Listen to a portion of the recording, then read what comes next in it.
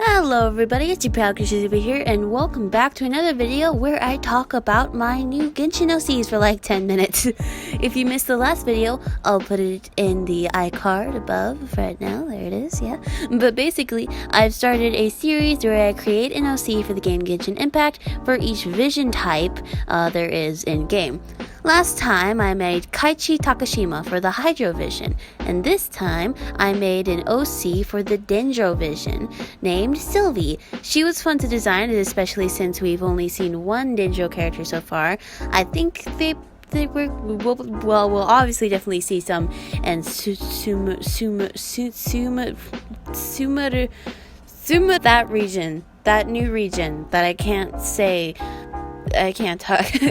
Like last time, I'll talk about the story I thought of for her, the design process, and the drawing process of it. But with that, sit back and enjoy my rambling.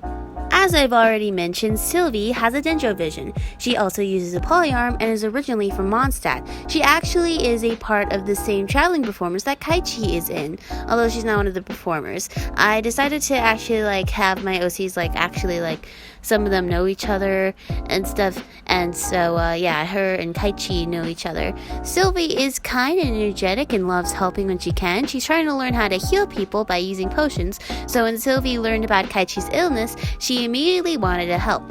Of course, Kaichi didn't want Sylvie to tell anyone, but she did promise to keep it a secret. Since then, she's been trying to make the right medicine, getting different herbs from different places and using the magic she has to try and heal him. She's still learning about medicine though, so she hasn't gotten super far yet. Maybe if she asks some help from Baiju whenever they go to E.V.A, maybe she'd learn some more stuff. During her travels, she and Kaichi developed a super close sibling-like bond. Sylvie's kind of like the little sister Kaichi never had, and Kaichi is like the big brother Sylvie never had. You get it.